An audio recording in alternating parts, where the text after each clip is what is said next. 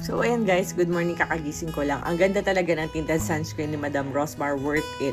So, syempre guys, packaging pa lang. Ayan, naka-emboss. Ang ganda talaga ng packaging niya. May box siya nakasama pag chinek out nyo to.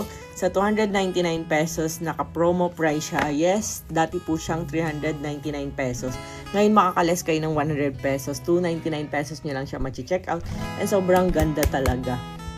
Ayan, SPF 70 PA++++, UVA UVB protection na siya, lightweight siya, para kung walang nilagay sa face, anti-aging plus meron pa siyang whitening effect. So, at first, tataktak mo lang muna ganyan kasi ito bago to ah.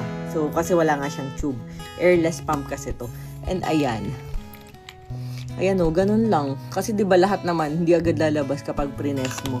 So, ganyan lang siya karami. Pwede ng ganyan karami ang ilagay mo. And at first, akala mo nga, hindi mo siya ka-shade, diba? Tingnan nyo kung gano'n siya kabilis i-blend. Ayan, ganyan lang. And nag-adapt talaga siya sa skin color ko. Hindi ako nangitim. So, tama-tama lang to. Kung morena ka, maputi ka, pwede mo to sa iyong gamitin.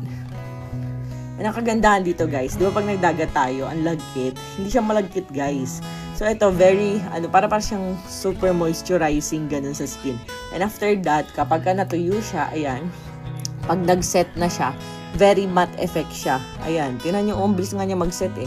So, no lagkit feels and very lightweight, para kang walang nilagay. And pwede siya sa mga bagets, buntis at lactating. And syempre, for face and body na yan. Hindi lang naman po ito pang muka. At napakalaki na po niya. 50 ml size na siya. Ayun, natingnan nyo guys. Diba parang hindi ko siya kakulay? Pero pag blend nyo siya, ganyan lang kadali. O, diba? So, i-check out nyo na agad yan. Para ako nag-foundation. Kaya hindi ko na kailangan mag-foundation. Lip tint lang okay na. So, check out nyo na.